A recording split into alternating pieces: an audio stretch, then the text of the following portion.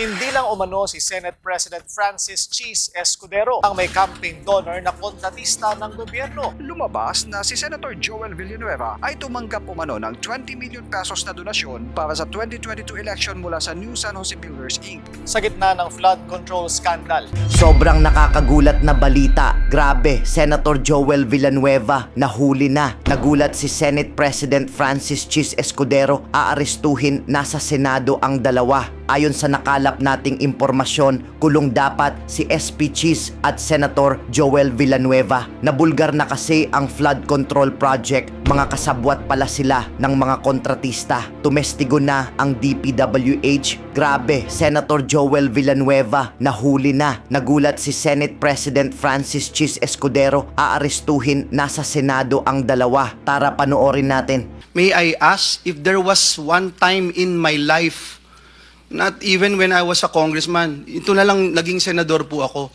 naglabi po ba ako sa inyo ng kahit na ano o kahit isang flood control project, contractor, etc. in my public service career? Meron po ba na nilapit?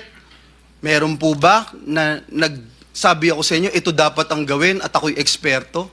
Pwede niyo po bang sabihin lang, just for the record? Well, for the record, Your Honor, I don't recall anything that came from you to propose any flood control project. RD Tolentino, just to put on record. Yeah, same as Secretary said. Thank you. And I just want to put this on record. Ever since we have met and we talk about flood control programs, I always ask you, Secretary, I always ask you, RD, what do we do? How can we help? And these contractors na nakita ko, in fact, mali-mali pa nga yung numero ko pala noong mga nakaraang panahon. Itong mga contractors na nasa Bulacan lahat, ni isa ho dito, wala akong kilala dito eh. Nagulat po ako dun sa lumabas na total number or figures na hawak nilang proyekto. And ngayon, may possibility pa na may ghost projects.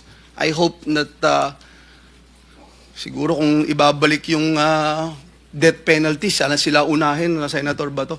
Maraming salamat, Mr. Chairman. Thank you, Secretary. And Mr. the Chairman, can I have a family. Thank you, quick, very brief Senator interjection? Joel, Just a very brief interjection. okay. In reaction to Senator Joel, I'd also like to add that during my time also, I would also like to make the same statement as Secretary that Senator Joel never approached me for anything like that. So I just like that, to add that to the record, that even when I was DPWH Secretary, that applies. Thank you, thank you. Thank you, Senator Mark, Secretary Mark. Ito pong video na ito ay hindi ngayong taon, hindi nung isang taon, kung hindi almost more than 2 years ago, Mr. Chairman, August 1, 2023. Kasama po dun sa video na yon, yung aming gobernador, Governor Daniel Fernando, Mayor Lem, na Kalumpit, Bulacan. And just recently, the President went there. Kasama pa rin si Governor at si Mayor at nakita pa rin, Mr. Chairman, na wala hong nangyayari and it's getting worse. Mr. Chairman, August 9 po yan, 2023. 2025 na po ngayon, Mr. Chairman, at nakakalungkot po, Mr. Chairman, dahil sabi nga po ni Senator JV, 3 taon na po na para ho akong sirang plaka, paulit-ulit ho dito. And that's why I thank you, Mr. Chairman, for calling this hearing because I know that a lot of people, especially our people from the great province of Bulacan, are expecting results. Last na po, Mr. Chairman, meron pa pong isa na binanggit tayo dito sa bulwagang ito, if we can play it. Just few seconds. Abang hinihintay po, Mr. Chairman, just to put on record, 2023, ang daily budget, and this is just DPWH alone, at binanggit po ito kanina ni Senator Bato de la Rosa. In 2023, just DPWH alone, 1.079 billion a day budget. A day budget. 2024, DPWH alone, 1.342 billion pesos a day budget. 2025, this year, Mr. Chairman, 1.377 billion pesos a day budget. A day budget, DPWH alone. In the NEP for this coming 2026, in the NEP, 1.08 billion pesos a day again, in the DPWH alone, Mr. Chairman. Mr. Chairman, July 29, 2024, ang privilege speech na yan. Mr. Chairman, I can go on and on. I have few more videos to show pero hindi ko na po i-show lahat, Mr. Chairman. Alam po ni Secretary Bonoan yung 3 beses na mga pagdinig dito. Tinalakay namin yung assessment, tinalakay namin yung paggawa ng feasibility study. Ang sakit lang, Mr. Chairman, is that for the past 4 years, 1 billion a day DPWH budget lang for flood control. And hindi ko alam, Mr. Chairman, kung paano natin kayang harapin yung taong bayan na gigising sa umaga, lulusong sa baha, magtitimpla ng kape. Aalis ng bahay nila, lulusong sa baha para magtrabaho. Babalik sa bahay nila, lulusong ulit sa baha para magtrabaho. At wala pa hong bagyo yun. At ginagastusan ng 1 billion a day for the past 4 years. Tama po ang Pangulo. Dapat i-review ang mga flood control program ng ating pamahalaan, panagutin ang mga may sala sa baha. Mr. Chairman, dear colleagues, ako na ho yung makikiusap personal muli sa 3 taon na ito na may mangyari na po sa ating mga ginagawa dito dahil uulitin ko, hindi ho unli ang pasensya ng ating mga kababayan. Maraming salamat, Mr. Chair. Thank you, Mr. Chairman. Secretary, magandang hapon po. Let me start by commenting right away dun sa tinanong kanina ni Senator JV. Secretary. Majority Leader, we need to wind up at about Yes, 2:15. Yes, I will be brief, Mr. Chairman, because unfortunately, Mr. Chairman, this has been my 3rd year hearing here in the Senate. And I have yet to hear a new thing from the department, even from this August chamber. Kaya ho, talagang nagsasawa na po ako. For example, Mr. Chairman, if I may just show this video clip. Can we just show this video clip, please? Please. Kayo rin ho yung nagsabi, we might be able to start this year. And that was last year, Mr. Secretary. Now it's still in the feasibility stage, although parang nasa latter part na po. Tama po ba yun? So siguro tatanungin ko po ulit yung the same question I asked last year. Kailan ho kaya ito posible na mag-start po, Secretary? Yung totoo pong start. Kailangan ko po bang define yung start? Siguro alam naman natin yung The start. detail engineering design, I understand, and the timeline, Your Honor, will take another year. Because this is a big project. Yes, another year. So, Another year. 2025. 2028. Actual construction, mga 2027. 2027 na yung actual construction. Civil works po. Kasi kayo, Secretary, last year, we will probably start next year. The Central Luzon Pampanga River Floodway and San Antonio River, San Antonio Swamp Ring Dike, Your Honor. This will be the major project that will actually we think will be able to contribute significantly to address the flooding problems in Bulacan and Pampanga. So you have the timeline here when we will start. By next year po siguro we are hoping that we can start this project. This will be the major project in Central Luzon po. Mr. Chairman, yung video pong pinakita was last year at dun sa video na pinakita ulit, that was last year. And then ngayon, ini-excite na naman tayo na may mangyayari na. First question is this really an integrated master plan, Secretary? I mean, siguro you can feel my emotions here, Mr. Secretary, if this is the 3rd year na pinag-uusapan natin to, yung frustration po natin. And unfortunately, yung mga contractor, some politicians, they're also using this against me. Dami nagkalat na fake news, dami nagkalat na manufactured news na ako daw yung involved dito. For the past 3 years, inuupakan ko rito, lahat ng senador dito nagsasalita na. And yet, ngayon sa akin ho binabalik. Kaya itong mga contractors na to at itong mga to, iisa-isahin ko po ito in this hearing. Iisa-isahin ko po. And I swear to God, iisa-isahin ko po ito dahil nakakainit po ng ulo. Secretary, siguro yun lang yung tanong ko. 2 years ago, sabi niyo next year, and then last year, this year, and then this time, Parang 2027. Ano na po yung talagang status nito? At ito ho ba talagang, as you mentioned 2 years ago, this will be a major breakthrough that will address the problem of flooding in Central Luzon, especially in the province of Bulacan and Pampanga? Your Honor, yes, the preparation for this project is already under ADB Loan 4424. It's actually the Preparation Innovation Facility. This is now for the preparation of the project from feasibility study to detailed engineering design, Your Honor. So the detailed engineering design will be completed by the 2026, the entire stretch. 2026 construction might, or are you sure it will start on by 2027? Yes, And Your this is, again, you stand by your word, major program that will address flooding in Central Luzon. That's correct, Your Honor. Thank you, Secretary. Now, how does feasibility study works? Again, remember, Mr. Chairman, first term ko po dito sa Senado, 2016, I already mentioned this problem of flooding in the town, for example, of Hagonoy. And the DPWH told me that they cannot do it because they have to have feasibility study, etc. In fact, I funded the feasibility study. Nandito pa si R.D. Tolentino, if I recall. The name of the guy is Gatan, if I'm not mistaken. I met with him several times. Pinondohan po yung feasibility study. Sabi, hindi pwedeng gawin ng 1 year. Kailangan 2 years. After 2 years, nagawa yung feasibility study, Mr. Chairman, hindi rin po in-implement. So, how does this feasibility study works, Mr. Chairman? Secretary, lahat po yung binanggit ni Presidente na 15 contractors at yung mga nakatakot-takot na proyekto, I'm sure, dahil sasama din ang loob ko pag sinabing walang feasibility study, lahat po yun may feasibility study. Is that correct, Your Honor? Unfortunately, Your Honor, I don't think so.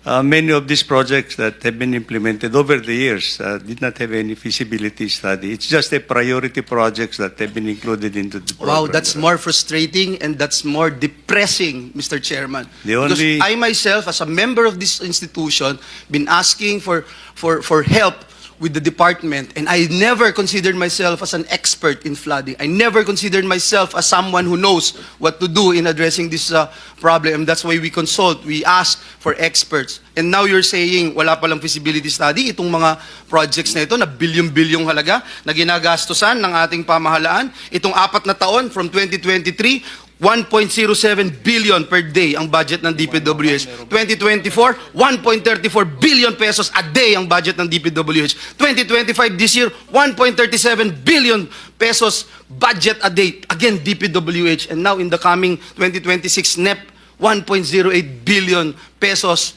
budget a day. And then you're gonna say, Mr. Secretary, wala pong feasibility study and wag kayong magulat kung ghost project yung makukuha natin dito. Is that correct, Your Honor?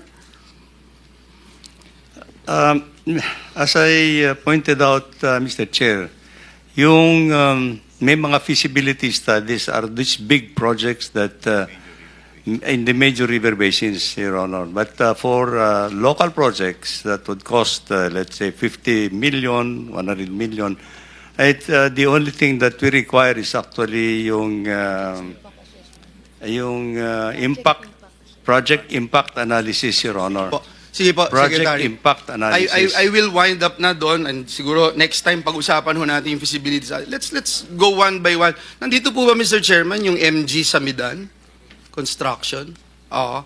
Gusto lang natin malaman, Mr. Chairman, yung vetting process ng DPWH tungkol dito, no? Kasi itong MG Samidan, several contracts nila have identical prices. Example, 96.5 million. We wanted to find out, were these projects subjected to a detailed cost analysis, Mr. Secretary, to ensure yung price, a fair pricing nito? Kasi tinignan ko po itong records, ito pong MG Samidan has 7 projects pegged at the same contract price. 96.5 million, lahat ng projects, same. And this is located in different provinces. Abra, Benguet, and Mountain Province. Hindi ho ba red flag na po ito, Secretary? Well, we'll soon find out actually, Mr. Chair, but I think for that purpose, I'm sorry. I think ang kwan po nito, if it's the same type of project that is being implemented in several areas, they might.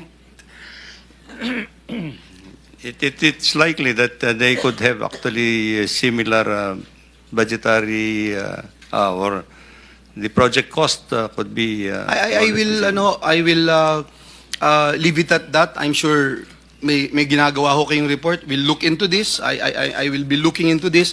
Mr. Secretary, dito rin po, MG Samidan, yung competitive bidding nila, no? Sabi ho ng COA has previously flagged the Abra DEO in its 2023 annual audit. I'm sure we have representatives of COA here. Nakalagay po dun sa report nila, no public bidding was conducted by the agency for the procurement of its goods due to splitting of its procurement into different portions, dates, as a result of insufficient planning and poor implementation of programs and activities. This is 2023, Secretary. Finlag na po ng COA, 2023, 2025 na po ngayon. And gusto lang natin malaman, ano yung justification, bakit na-bypass yung competitive bidding? Your Honor, I promise that I will look into this. Actually, kasi this is my first time actually to learn about it. Thank you, Secretary. And just expedite the process, at alam ko marami ho tayong gagawin, busy ho tayo, maraming mga senators who wanted to ask. Puntahan ko naman yung legacy construction. I don't know if legacy construction is here. Sabi po nung Government Procurement Policy Board, ang rating po sa kanila ay poor and unsatisfactory. Yung performance po nila dun sa summary report, dun sa legacy construction. Pero sila po ang among top 10 contractors. Now, in 2022-2025, it is not just one of the top, Mr. Chairman, but the #1 contractor despite having projects that were poor and unsatisfactory. So, why is this contractor being favored? Hindi ba kasama itong comment ng GPPB, ng Government Procurement Policy Board, that if you look at their summary performance report, ang description ay poor and unsatisfactory? Mr. Secretary. We'll try to find out what year was this company rated for, Your Honor, because 2022 po, Mr. Chair. 2022 to 25. 2022. Yes. The process of this, Mr. Chair, as I learned, is actually that you have to, if you are rated poor, and if you have not corrected actually the project that has been rated poor within a certain period of time, then you have to be blacklisted. But if you were able actually to correct actually what the deficiency of the project that was rated poor, and then I think that would erase actually your mark. Siguro, Mr. Secretary, if that is the case na correct, perhaps yung GPPB sa kanilang website, masabi din na nakakorek, di ba? Kasi kung hindi, mag-iisip po talaga yung taong bayan now that the President wanted us to be engaged and the public to be engaged. Secretary, last last question ko na, Mr. Chairman. Ayokong magpaligoy-ligoy pa, and kanina binabanggit po natin yung mga black operations against those who are fighting for what is right in this particular case, this flood control program. And I have shown you I still have a lot of video clips here since 3 years ago that we started looking into this problem in the flood control program, especially in my beloved province. Gusto ko kayong categorically tanungin kasi hindi na ho ako mahihiya, Secretary Bonoan, nandito po ang RD ng Region 3, RD Tolentino, categorically. Thank you. Mr. Secretary, kanina sinabi ko this committee is willing to cooperate with your investigation. We're even willing to deputize a staff from this committee para lang makatulong doon sa paggawa ninyo ng investigasyon. Isang makatotohanan ng investigasyon. Kasi ang idea po namin, Mr. Secretary, we can even make a random testing.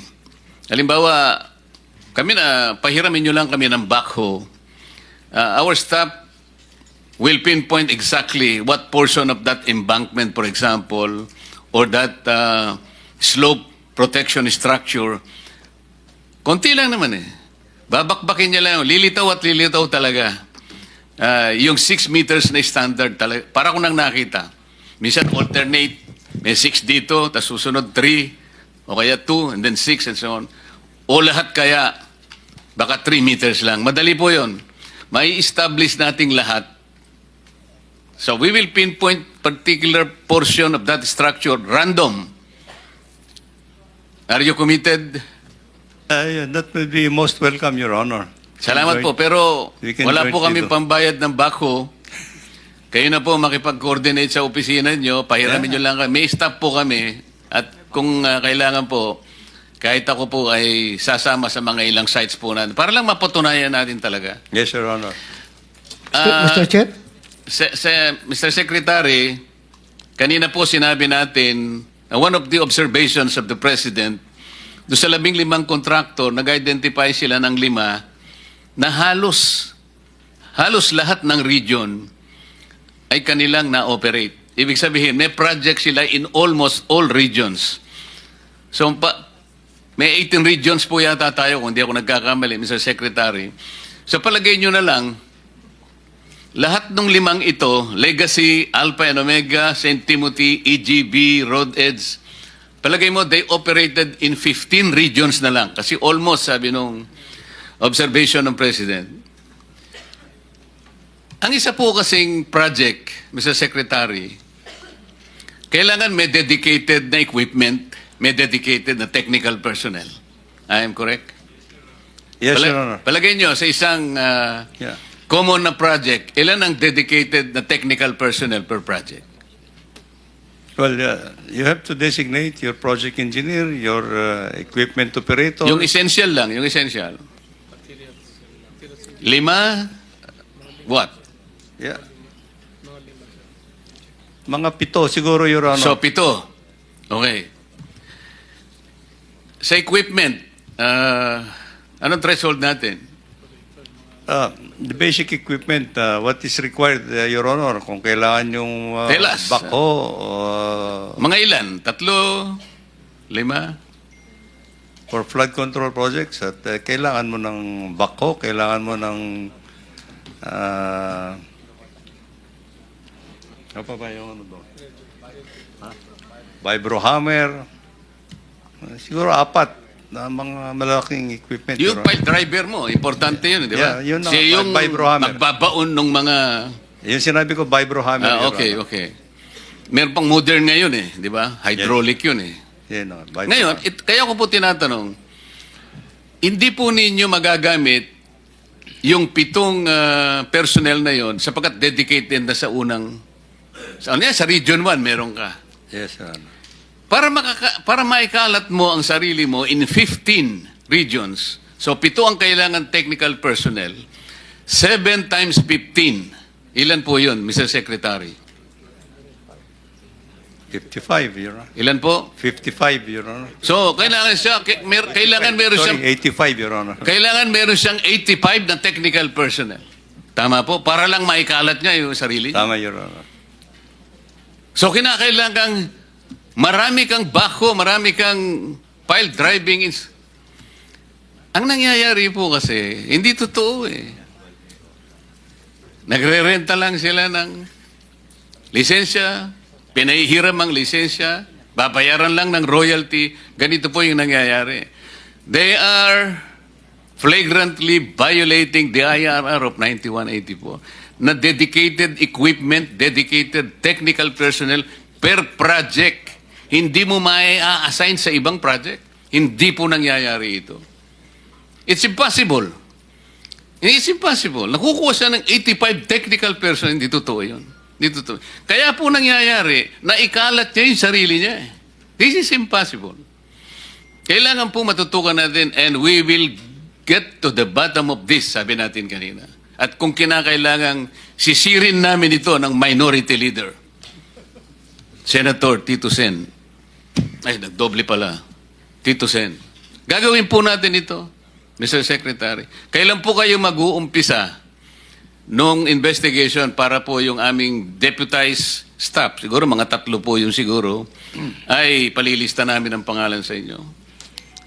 Actually, Your Honor, we have started, but we would be welcome actually the members from the committee who can join us actually in. Yes, Mr. Secretary, we promise you that we will give you the names Yes, Your deputized by this committee to assist you in your investigation. Thank you, Your Honor. And we promise also to go beyond the 15 contractors kasi base sa feedback po nakukuha namin, kailangan din po ninyong makita itong mga contractors awarded na no less than 1 billion. 1 billion above, meron din po. Katulad po ng 11-16 Construction, Northern Builders, Third Star Builders, Juros Development Corporation, RA Pahati Construction and Supply, Ulticon Builders, AL Salazar Construction Inc., AC Soliben Construction, Santo Cristo Builders. Kailangan po niyong busisiin din ito. Nandito rin po ang maraming multo, Mr. Secretary. Yung pong nakakapagbigay ng mas malaking concern para lang maano natin ang baha dito. Meron po akong nakitang isang dokumento na spillway project. Ito po yung, dahil po yung Laguna de Bay, mas mataas yata ng 4 na metro kung ikukumpara sa level ng Manila Bay. Tama po ba yun? So maggagawa po tayo ng spillway. Yes, para Your sa ganun po, maibsan natin ang lumalaking baha dito sa parte ng Calabarzon. Yes, Your Honor. Pero, ang ginawa po ninyo ay kumuha kayo ng funding sa JICA. 150 billion pesos. Alam naman po natin, pagka JICA, Japanese government, at ang gagawa po niyan, sila rin po. Wala namang makikinabang na local contractors. Pero hindi po nyo nakita na tayo kaya nating gawin at 30 billion pesos. Siguro po, sasabihin nyo, mas okay naman ang technology ng Japan. O, okay lang po yun. Mas superior, sasabihin nyo. Ngunit, babayaran po natin yung 150 billion. Hindi po grant ito loan Pero kung titingnan po nyo, 30 billion pesos lang as compared to 150 billion. Consider po din natin ito, Mr. Secretary. Yes, Your Honor. If somebody could do it actually at that price, that would be must welcome, Your Honor. Ang kwan po dito kasi, the spillway project that we are contemplating to implement there is a very complicated project, Your Honor. We have to do underground tunnel. We have 50 meters down. You have to may pumps that will rise, that will pump out. Alam po natin yun. Pag may pumunta sa inyong contractor, siyempre, ipakikita niya ang capability niya. Yes, Your Honor, yes. Hindi naman pumunta lang, kaya kong gawin yan i-entertain nyo na yun. Opo. Pero kung makita natin na meron siyang kapasidad at 30 billion pesos, I suppose, i-entertain din natin yung ganun. Yes, Your Honor. Okay. I think... Kanina po, sinabi ko sa inyo yung ilang mga construction companies beyond the 15 lists of the President. yes. Kasi po, kamukha nitong 11 to 16 construction at saka yung Third Star Builders. Saan sila nakakakuha ng project? Ito po, DPWH Bulacan 1st District Office, DPWH Bulacan 3rd District Office, DPWH Tarlac 1st District Office, DPWH Tarlac 2nd District, nakakakuha siya sa NIA. Northern Builders, DPWH Tarlac 1st District, DPWH Tarlac 2nd District, DPWH Region 4A, and Region 4A, Regional Office, and other districts. AC Soliben Construction, DPWH Tarlac 1st District, at saka 2nd District. Santo Cristo Builders, DPWH Pampanga 1st District, Tarlac 2nd District, Zambales 1st District. AL Salazar Construction, DPWH Bulacan 1st District, DPWH Region 4 District Office, DPWH NCR District Office, RA Pahati, DPWH NCR District Office, DPWH Region 4A, DPWH Nueva Ecija District Offices. So, paki-nota nyo lang. Yes, sir. At pagtutulong-tulungan po nating hukayin lahat ito, kahit multo sila, palagay ko may butong matitira para sa ganun sa susunod po nating pagdinig ay makita natin po talaga kung gaano ang nawawala sa ating gobyerno. Hindi lamang po yun. Kung gaano ang dapat pa nating gawin. Para sa ganun, ito pong pinaka-importanting usapin na ito ay maumpisan lang nating ayusin. Hindi po natin, we have no pretensions, Mr. Secretary, that this is very easy. Ngunit sa kagaya po ng sinabi namin kanina, kung lahat po makikipagtulungan, lalong-lalo na po, yung lahat ng gustong magsabi ng totoo, at sa tulong po ng lahat ng mga kawani ng DPWH na magsasabi rin ng totoo, maayos po natin ito. Minority Leader. Thank you, Mr. Chairman. Picking up from the issue that you brought out about equipment, paano po nagka-qualify itong mga construction company na to, Secretary Bonoan? Like, kung I'll just point a finger in one of the top 15, we found out from the SEC that the MG Samidan Construction, which is included in the top 15 ni Presidente, paid up capital is only 250,000. But they were able to bag 5.02 billion flood control projects. Paano po nilang nagawa yon kung ganun lang ang paid up capital nila at ganun lang ang kapasidad nila? Paano pinapayagan ninyo? Paano nakaka-qualify sa inyo? Mr. Chairman, Your Honor, I think the paid-up capital is actually the paid-up capital for the company. The basis for us to evaluate whether he's qualified is actually on his net financial contracting capacity. And this is actually to be submitted by audited and submitted by the Bureau of yung financial statement by the BIR. So dito po kayo nagbe-base po yung net financial contracting capacity po, hindi po sa... Okay, as far as I mentioned, and well, I should mention, so that is not the basis. No po. Basta kahit na mahinang paid-up capital, maliit na kumpanya to, pagka nakalusot sa BIR. BIR. PICAB. For one thing, he has to have a license, contracting license, Your Honor, issued by the Philippine Contractors Accreditation Board. Now, and then, if he wants to participate in a particular project, he has to show that he has the equipment and technical capability to do it. How do they do that? How do they show you? They have to present actually which equipment that they will assign to the project, either owned or leased.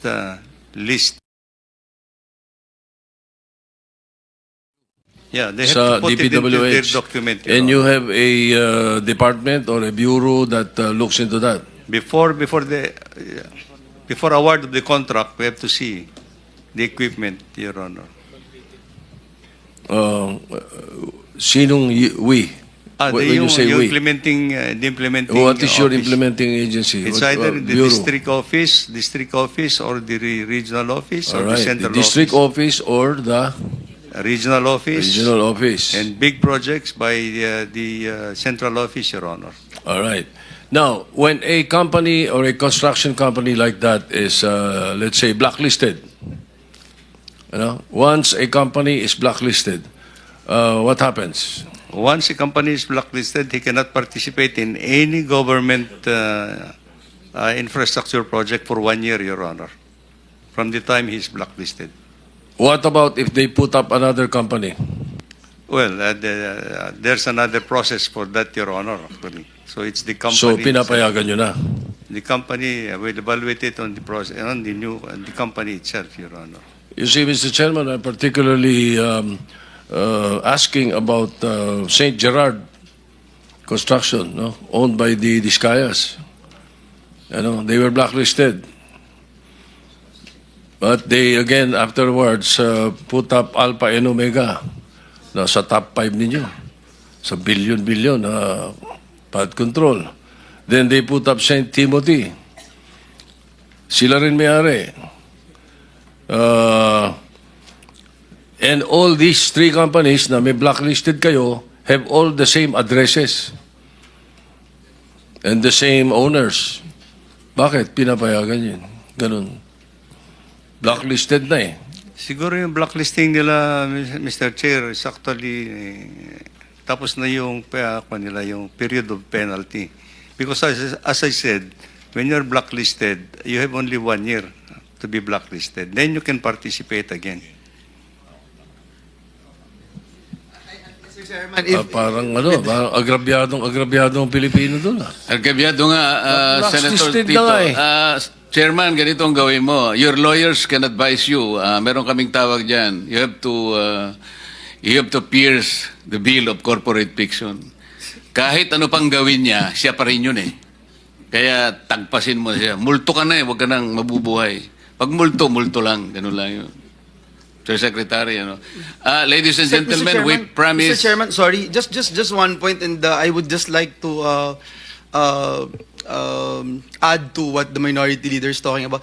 One, it's disappointing and really, Secretary, it's unacceptable. It's the same address, it's the same company. Parang napakadali na mahuli. So, sasabihin siguro nanonood sa atin, kung gusto nyong hulihin yan, uhulihin nyo. Kung hindi, talagang hindi.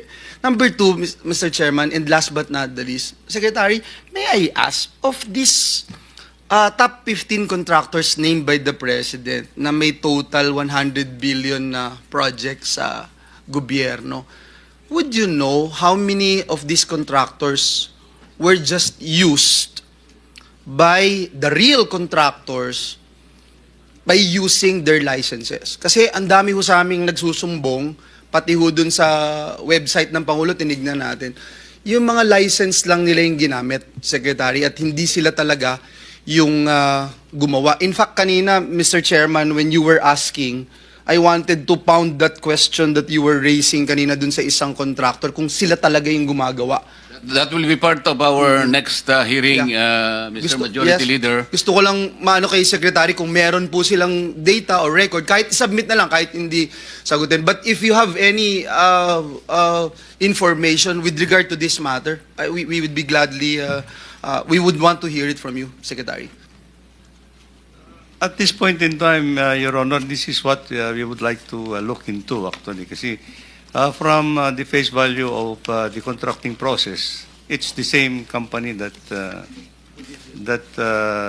would apply for in the bidding process. Ganito yun, Mr. Secretary. Sa initial report nyo kasi, there are 9,698 projects. Pero sabi nyo rito, 179 projects were undertaken by the 15 identified contractors by the President. Para bang ibig sabihin, only 2% participated. Hindi po yun eh. Ang gusto nating sabihin, ilan dito sa mga 15 contractors na ito ang nagpahiram ng paulit-ulit ng kanilang lisensya. Kaya nga kumalat ang personalidad nila. Na-cover nila practically all regions of this country. That will be one of the subject matters of the next hearing. As we have committed, ladies and gentlemen, we'll be winding up because we have to prepare this room for the session that will be upcoming by 3 o'clock. I'd like to thank my colleagues, all the participants. I now suspend hearing of this committee hearing, and be assured that you will be notified of the next hearing date, and all participants will be invited again. Thank you very much. Ngayon, ikaw, bilang Pilipino, ano ang masasabi mo at reaksyon sa balitang ito?